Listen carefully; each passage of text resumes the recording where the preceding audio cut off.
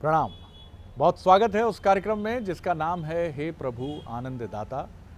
और इस कार्यक्रम के एकदम नए कुछ विषयों के साथ हम फिर आपके सामने उपस्थित हैं।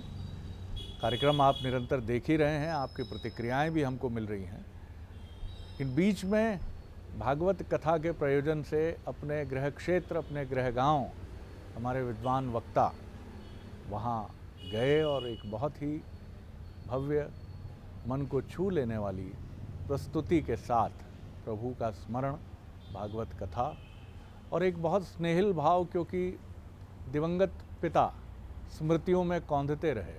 ऐसा लगा कि वो भागवत कथा के दौरान कहीं खड़े हैं और अपने प्रिय पुत्र को अपने आशीर्वचनों से स्नेहासिक्त दृष्टि से देख देख कर कह रहे हैं कि वाह पुत्र, तुमने आज मुझे गौरव से भर दिया कि उसी घर में, उसी परिवेश में जहाँ तुम्हारा बचपन परवान चढ़ा और जहाँ मैंने तुम्हें शिशुवत से लेकर एक किशोर, तरुण और युवक में बदलते देखा, वहाँ आज तुम्हारे स्वरूप को भी मैं देख रहा हूँ कि किसी भी पिता के लिए भले ही वो सशरीर उपस्थित न हो, लेकिन उनकी आत्मा ज़रूर वहाँ भ्रमण करती है जहाँ उनका प्रिय पुत्र या उनके परिवार का कोई भी प्रिय व्यक्ति होता है। ये कहने का प्रयोजन सिर्फ ये है कि बीच का कुछ 7-8-10 दिन का एक समय ऐसा रहा कि जब स्वामी जी छत्तीसगढ़ रहे अपने गृह गांव, और आज हम जिस विषय पर उनकी मौजूदगी में फिर नए विषयों के साथ आरंभ कर रहे हैं, उसमें एक विषय मेरे मन में आता है कि सूरदास जी ने जिसको गोपियों के प्रसंग से बहुत बढ़िया व्याख्यायित किया है कि उधो मन न हुए 10-20।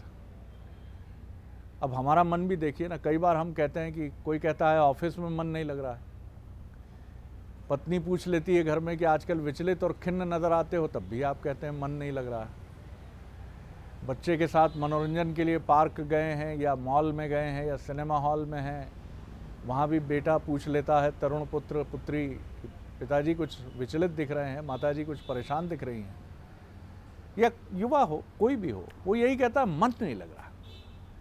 तो बात सही है, अगर ये 10-20 मन होते तो एक मन ऑफिस की समस्या के लिए रख लेते, एक मन घर की समस्या के लिए रख लेते, एक मन रख लेते दुनिया की दूसरी समस्याओं के लिए, और कितने निश्चिंत रहते। लेकिन मन एक ही है, 10-20 नहीं है। और ये भी मन अगर उलझ गया गोपियों की तरह तो इससे बड़ा कष्ट कोई और नहीं। और गोपियाँ तो फिर भी जगत के परम तत्व के प्रति स्नेह से भरी हैं, तो वो तो एक सार्थक आसक्ति है। हमारी आसक्ति तो कई बार धन न होने की वजह से मन नहीं लग रहा, या धन की अधिकता की वजह से मन नहीं लग रहा, बहुत सारी बातें हैं। आखिर ये मन का सार क्या है? और मन न हुए 10-20, एक ही मन है, उसी को साधना है, और वही हम उसके स्वामी हैं कि वो हमारा स्वामी है। पहले भी हम इस विषय पर बात कर चुके हैं, लेकिन आज एक अलग प्रयोजन है, एक अलग विषय है, तो सीधे मैं रुख कर रहा हूँ हमारे आज के विद्वान, जो हमेशा से इस कार्यक्रम के एक आधार स्तंभ के तौर पर आपसे हमसे मिलते रहे हैं, प्रोफेसर सुरेंद्र बिहारी गोस्वामी, भगवत गीता के अद्भुत अध्येता, मानस मर्मज्ञ। प्रणाम करता हूं, स्वागत है आपका। और कुछ नए अंकों के साथ, नए एपिसोड्स के साथ हम आगे बढ़ते हैं। विषय आपके सामने है। आपने एक ऐसा विषय रखा है जिस विषय पर प्रत्यक्षता अनेकों चर्चाएं होती हैं। संसार के सारे भाग दौड़, आपके जीवन के सुख दुख, आपके जीवन की शांति, सफलता, यश, कीर्ति इत्यादि इत्यादि, या ये कहें कि आपके जीवन की धन्यता या आपके जीवन का असफल होने का मूल है मन। ठीक बात। मन इतना गतिशील होता है, क्षणम तिष्ठम क्षणम क्रोधम। थोड़ी देर में वो अपना एक स्वरूप रख लेता है और किंचित मात्र के क्षण में ही थोड़ी देर में वो दूसरा स्वरूप रख लेता है। मुस्कुराते हुए आपकी सुबह होती है, हंसते हुए आप उठते हो, सबसे बात कर रहे होते हैं, और समाचार पत्र आप उठाकर जैसे ही पढ़ना शुरू करते हो, और वहाँ यदि आपको प्रिय ना लगने वाला कोई समाचार आया हुआ है तो महज पढ़ते ही आपकी सारी तंद्रा भंग हो जाती है और आप अंग्रेजी के अपसेट हो जाते हो, फिर आप चिड़चिड़ाने लगते हो। कोई यदि आपसे बात करे, पूछे कि भाई आप क्यों, अरे बोली कमाल है, देखो उसका प्रमोशन हो गया, मेरे साथ वाले का मेरा नहीं हुआ है, क्या चल रहा है दुनिया में ये। अब आप अपसेट हो गए। आप नहीं अपसेट हुए, आपकी ज्ञानेंद्रियां, आपकी कर्मेंद्रियां, आपकी बुद्ध, आपकी चित्त, आपकी इंद्रियां, ये सब मन के ही अधीन होती हैं। तो इस मन को बहुत अच्छा परिभाषित किया है गोपिकाओं ने उद्धव जी से। इसके 10-20 न होने का भी कारण उन्होंने बड़े सुंदर रूप में कहा है, एकाग्रता से कहा है। उद्धव जी उन्हें तर्क देते हैं कि आपकी प्रीति एकांगी है, इसलिए आप विरह में हैं। वो समझते हैं कि ये गोपिकाएं विरह में हैं। देखिए मन का बड़ा अच्छा घनाभूत है ये। तो वो कहते हैं कि ये प्रीति एकांगी है। वो कहते हैं एक चहे एक चाहे ना, जर जाए दई या प्रीति एकांगी। जैसे एक पिता अपने पुत्र से चाहता है कि वो ये करे, लेकिन पुत्र वैसा नहीं करता, तो दुखी कौन होता है? पिता। एक पुत्र चाहता है कि उसके पिता उसके लिए ये काम कर दें, लेकिन पिता कहते हैं अभी नहीं, तो पुत्र दुखी होता है। एक चहे एक चाहे ना, और जर जाए दई या प्रीति तंगी। वो बड़ा सुंदर उदाहरण देते हैं, मोर मरे घनसोर नाते, नित दीपक लौ में जले रे पतंगी। मोर जो है नाचते नाचते मर जाए, उससे आकाश को क्या फर्क पड़ता है? मेघों को मर जा भाई तुम। फर्क मोर को पड़ता है जिसका मन आकाश में लगा हुआ था। वो चाहता था कि वो नाचे और मेघ बरसा करे, लेकिन मेघ बरसते नहीं है। मोर मरे घनसोर न थे, और नित दीपक लौ में जले रे पतंगी। पतंगा जो है जलते हुए दीपक को देखता है, दीपक अपने ताप से उसको सावधान करता है कि भाई यहाँ मत आ, जल जाएगा, मैं तो जल ही रहा हूँ, तू जल जाएगा। लेकिन वो मानता नहीं, तो वो जल जाता है। और मीन मरे बिछड़े जल संगी। अब पानी से निकल कर यदि मछली तड़प के मर जाए तो उससे पानी को क्या फर्क पड़ना है? तो वही हाल हमारे मन का है। हमारा मन उन विषय वस्तुओं पर आकर्षित होता है जो हमारी है नहीं, जिन पर हमारा बस नहीं है। बस आपको मन पर करना है। बस में रखिए अपने मन को, तो आपका जीवन जो है धन्य हो जाएगा। आप जीवन में जो चाहेंगे वो प्राप्त हो जाएगा। लेकिन आप मन के वशीभूत होते हैं और चाहते हैं कि आपके मन से कोई और मन आकर्षित हो जाए। तो गोपिकाएं इसके लिए दूसरा विकल्प कहती हैं कि भाई हमने तो ये, हम कृष्ण ग्रहीत मनसा हैं। हमारे मन का अपहरण कर लिया है कृष्ण ने, हमारे पास है ही नहीं। एक हुतो सो गयो श्याम सा, वो ले लिया ना, तो अब हम बिना मन के हो गए। तो मन ही वो अंकुरण है जो आपके अंतर चित्त में काम रस के वृक्ष की उत्पत्ति करता है। और जब मन का अपहरण उद्धव को बताते हैं कि कृष्ण कर लें या ईश्वर कर लें या वो सत्ता कर लें जो सत्य की सत्ता है, या हम मन के इस परिवर्तित मायावी स्वरूप को समझ लें और उससे विरक्त हो जाएं, तो फिर हमारा मन बीज तो होता है लेकिन उपजाऊ बीज नहीं होता। उपजाऊ बीज, बहुत अच्छी। उसमें अंकुरण नहीं आता। फिर जब अंकुरण नहीं आएगा तो कामनाएं नहीं आएंगी। जब कामनाएं नहीं आएंगी, न कांक्षी विजयम कृष्णम न चराज्यम सुखाने छो। ठीक बात। ये बात कह रहे हैं अर्जुन कृष्ण से कि न कांक्षी विजयम कृष्णम न चराज्यम सुखाने छो। मुझे ना राज्य चाहिए, ना मुझे कुछ चाहिए, मेरे अंतर्चित्त में तो कांक्षा ही नहीं है। आपने बीजारोपण कर दिया है मेरे अंतर्चित्त में, अब मैं भी कृष्ण ग्रहित मनसा हो गया हूँ। तो वो कहते हैं कि मन का उपयोग आपने बदल लिया। केवल उपयोग बदल लीजिए, आपने दे दिया मन। देखिए एक बहुत अच्छी बात मेरे पिताश्री पंक्तियों में कहते थे, वो बड़ी सुंदर पंक्तियां हैं जो मेरे जीवन में बहुत काम आई। जब ये दिल दुनिया का था, दुश्मन हजारों बन गए। जब आप दुनिया से प्रीति लगाते हैं तो वो आसक्ति है ना, आसक्ति है। और जब उससे प्रीति लगाते हैं तो भक्ति है। हाँ, इतना ही अंतर है। बहुत सुंदर बात है। जब आप दुनिया से प्रीति लगाते हैं तो आसक्ति, और जब दुनिया बनाने वाले से प्रीति लगा लेते हैं तो वो भक्ति कहला जाती है। तो वो कहते हैं कि जब मुझे उसकी बनाई हुई इस माया से प्रीति थी, जब ये दिल दुनिया का था, दुश्मन हजारों बन गए। और जब दिल तुझको दे दिया, हर दिल के प्यारे बन गए। फिर चारों तरफ प्रीति बरसने लगी कि हाँ, इसको तो भी मीरा जो है, जब तक अपने मन को दुनिया में लगाती तो दुनियादारी के, दुनिया के तनाव उसके पास थे, ये नहीं करो, वो नहीं करो, उधर करो। उसने कहा ले, ये एक हुतो सो गयो श्याम संग। तो मीरा के पद लोग गाके नृत्य करने लगे। तो गोपिकाएं इसका उत्तर देती हैं, वो कहते हैं मोर श्याम होने लगे। दृष्टि बदलिए, देखने की तरीका बदल दीजिए। आप कह रहे हैं ना मोर मरे घनशोर न थे, बरसात थोड़ी हुई, तो बोले कमाल है, मोर बरसात के लिए थोड़ी नाच रहा था। मोर के नाचने का प्रभाव देखिए नृत्य का। मोर श्याम होने लगे, उनका रंग ही श्याम हो गया जब श्याम ने मोर पंख धारने से। जैसे ही घनश्याम ने मोर का पंख धारण किया तो मोर ने अपना रंग ही जो है श्याम कर लिया। मोर श्याम होने लगे मोर पंख धारने से। और दृग की कनिकाएं भी श्याम हो गई। वो तो कहती हैं हमारी आंखों का रंग काला था, हमें नहीं मालूम, हमने थोड़ी देखा। हम तो जब अपनी आंख को पहली बार देखे तो हमने ये जो इसकी दृग दृष्टि है इसको काली देखी। हमने कहा ये क्यों काली हो गई होंगी? अरे बोले हम दिन भर उनको ही देखते रहते हैं ना जो सांवरा है, तो उसके कारण मेरी दृष्टि काली हो गई। और वो कहते हैं कुछ कुछ शाम होने लगा यमुना का जल भी। यमुना देखो नीली हो गई। तो बोले वो क्यों नीली हो गई? तुम्हारे ही देह मलमल नहाने से। अब देखिए मन को एक स्वरूप दिया, आप हुआ कुछ नहीं है, श्याम वहाँ है ही नहीं, लेकिन चूंकि श्याम में मन लग गया तो मन श्याममय बन गया। क्या बात। तो जब मन श्याममय बन गया तो आपको हर स्थान पर परमात्मा की अनुभूति होने लगी। आज संसार में हम बहुत भटके, बहुत दुखी, बहुत त्रस्त इसलिए होते हैं कि हमारा मन संसार में लगा होता है। हमारा ये मन क्या करता है? दूसरों को देखने का काम करता है। नयन तो हैं लेकिन वो स्वयं को देखने का काम नहीं करता। तो इसलिए वो कहते हैं कि सुनो, ऐसे मन को ये मान लो कि तुम्हारे पास है ही नहीं।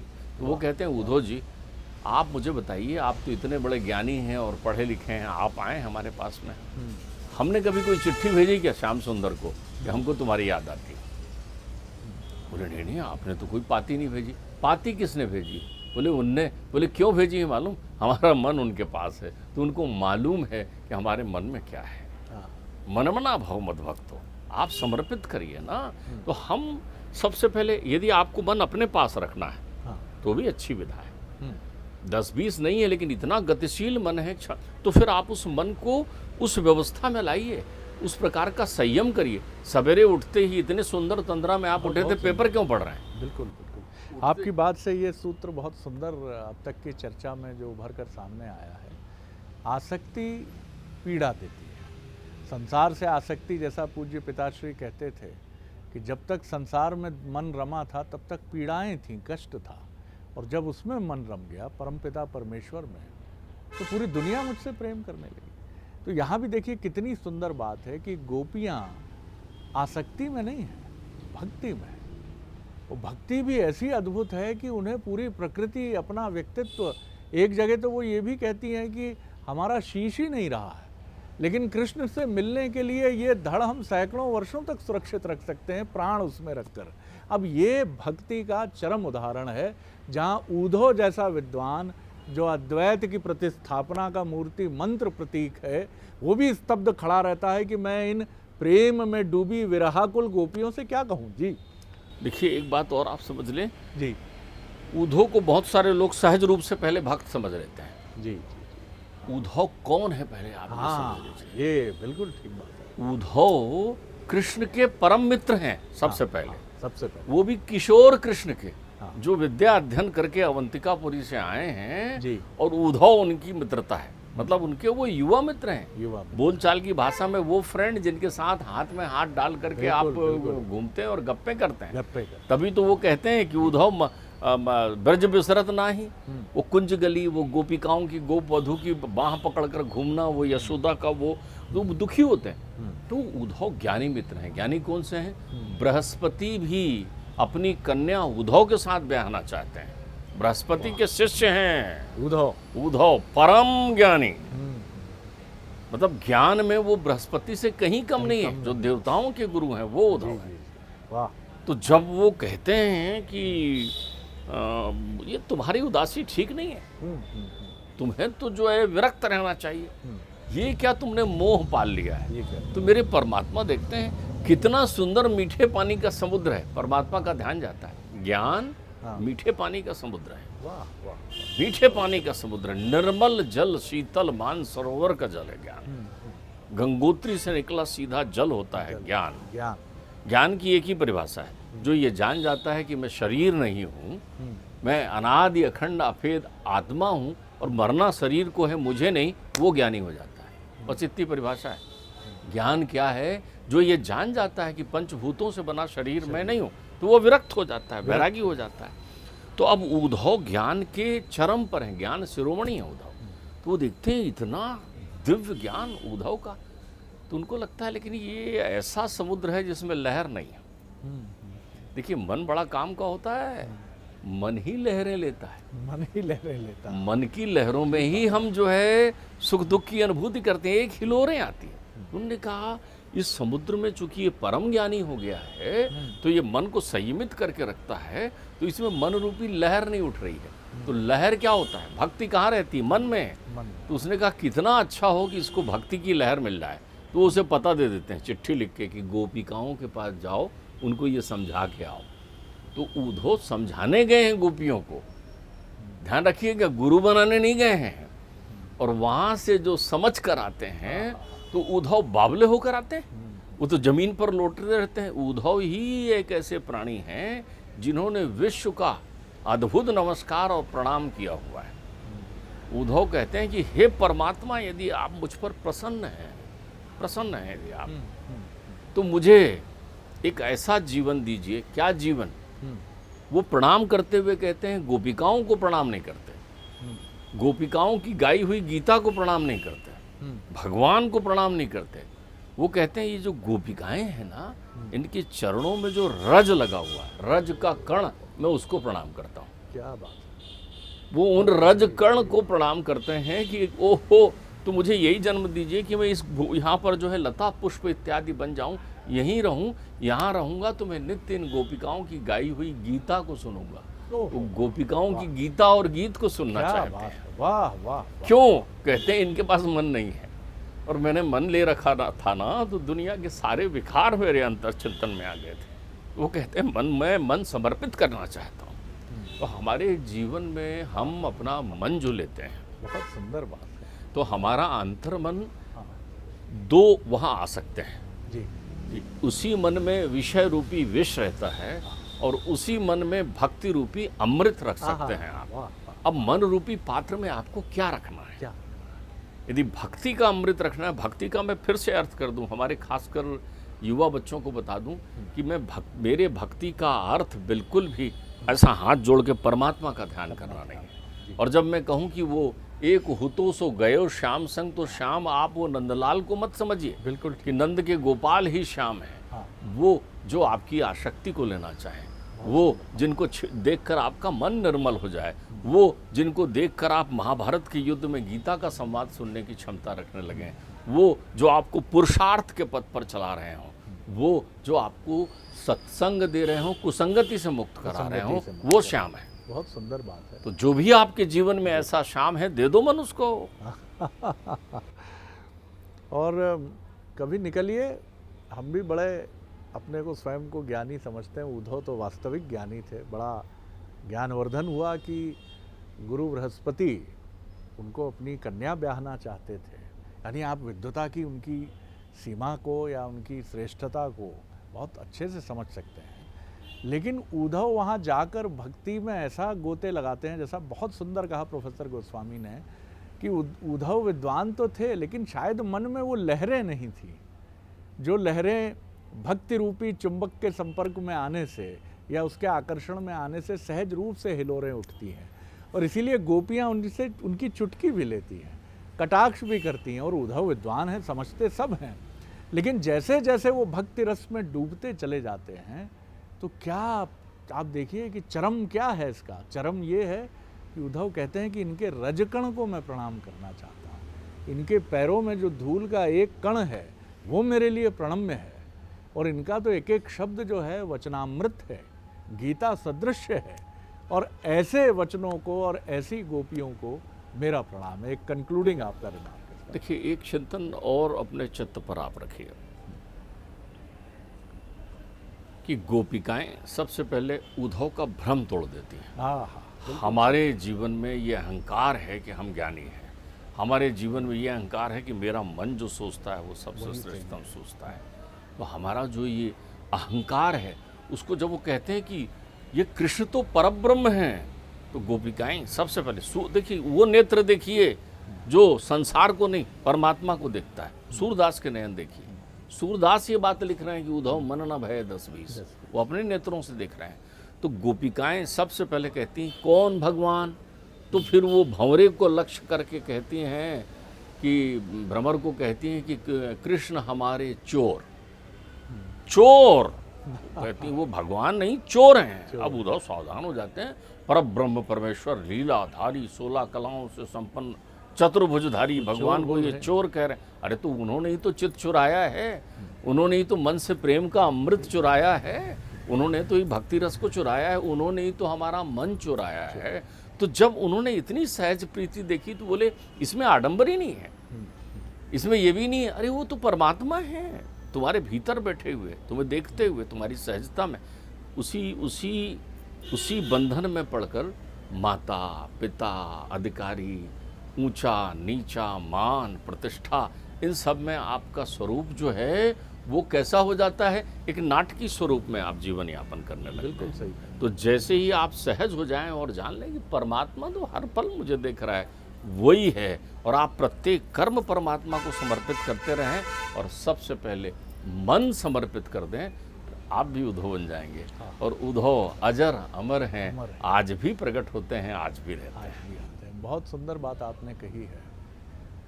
ये सही है कि ये जो हमारे प्रसंग हैं, अगर आप कल्पना करें कि कोई उद्धव आए या हम गोपियों के पास जाएं, लेकिन आपको आश्चर्य होगा कि ऐसा हमारे जीवन में घटता है। सिर्फ हमारी दृष्टि जो है उसे देख नहीं पाती है, क्योंकि हम तंद्रा में जीवन जीने के आदी हो गए हैं।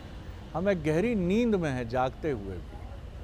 कई बार किसी मंच पर किसी अत्यंत विद्वान व्यक्ति से मिलकर, किसी भावुक व्यक्ति से मिलकर हम ठिठकते हैं कि इसके मन में जो भावनाओं की लहरें उठ रही हैं, मेरे मन में तो कुछ है ही नहीं, मैं तो समझ ही नहीं पाया, ये कितना सुंदर समझ रहा है, लेकिन इसको हम दबा कर रखते हैं। तो ये सुंदर व्याख्यान जो उद्धव मन न हुए 10-20, इसके भाव को समझना, कृष्ण कितनी सुंदरता से अपने मित्र को भेजते हैं।